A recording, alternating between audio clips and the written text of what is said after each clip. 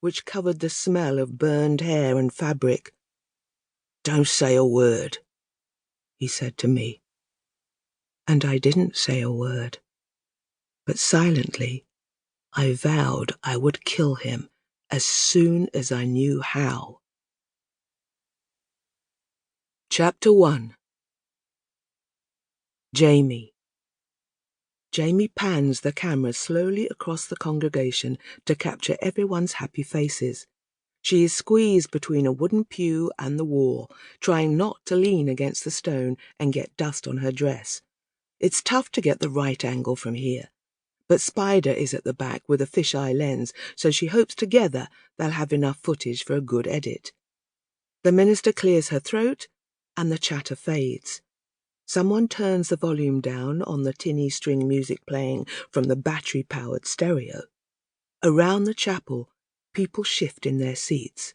In the back, someone shushes their kid. "Welcome, family, friends and loved ones of Ella and Ant.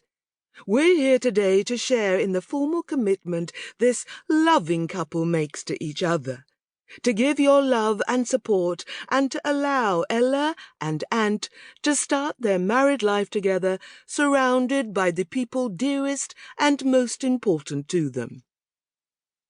Jamie zooms in on the altar.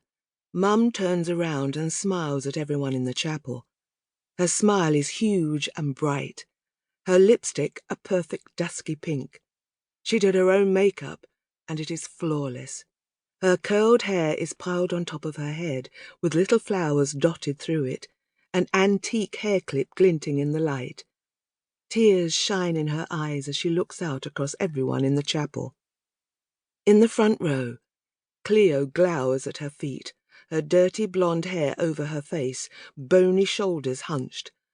Jamie tries to catch her eye, to mime a smile, but Cleo doesn't look up. Next to Cleo, her best friend, Lucas, looks blank, staring into space with his mouth open. He's on a different planet half the time, that kid.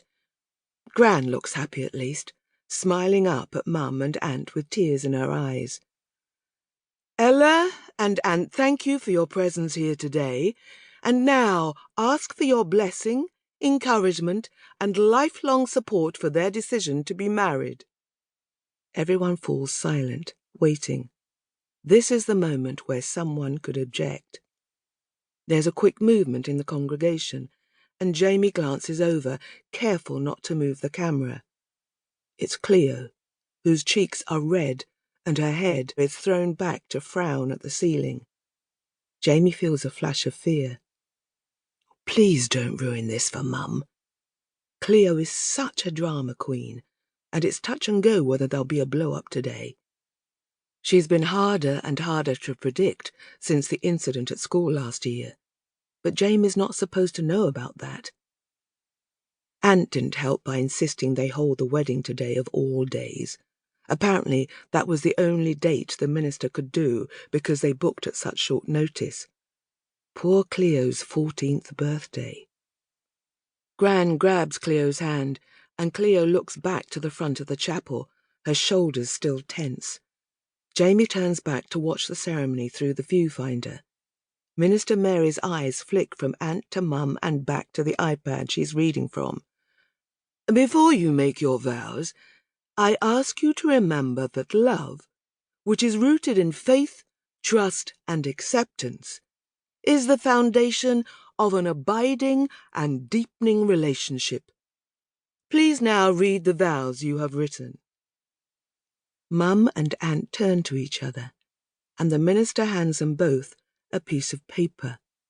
Mum's quivers in her hands, to Jamie's surprise.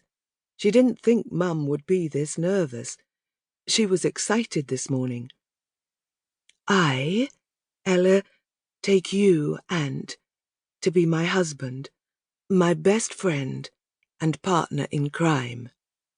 The congregation titters. Jamie tries not to roll her eyes at the partner in crime cliché. It's as common at weddings as Pachelbel's canon in D. She's only filmed a handful so far, but she could play wedding cliché bingo. Spider was surprised she wanted to video Mum's wedding.